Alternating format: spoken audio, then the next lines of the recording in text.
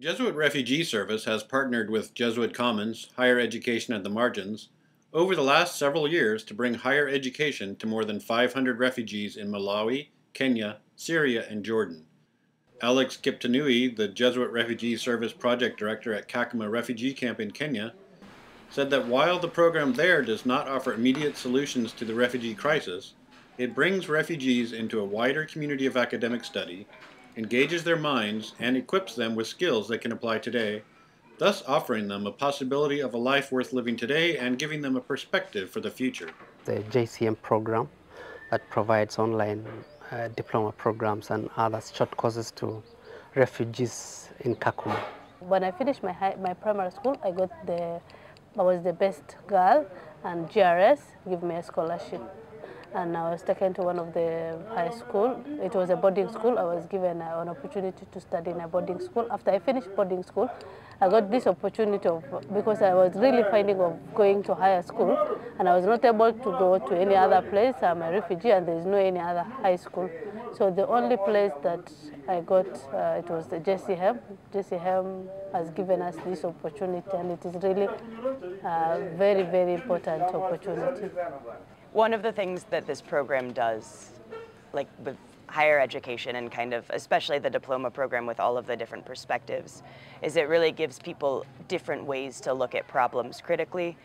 I mean, one of the examples is like we talk about gender, and I'll have students coming in at the beginning of a class being like, no, women can't be leaders.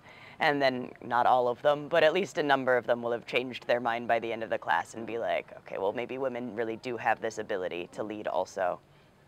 So it's not making huge changes in the ways that people think, but it's making people see that there are kind of other ways that things can be done and other ways that decisions can be made. Like when you're teaching an intercultural communication class or something, it's not saying like, no, our culture is right, this culture is wrong.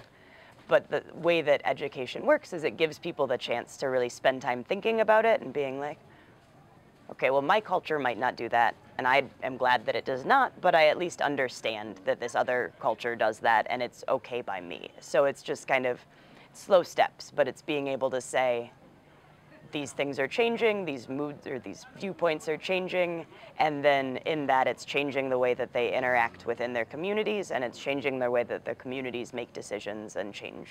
Intercultural communication has helped me also to deal with many people who are living in the camp, because intercultural communication helps us to interact and be with other nationalities.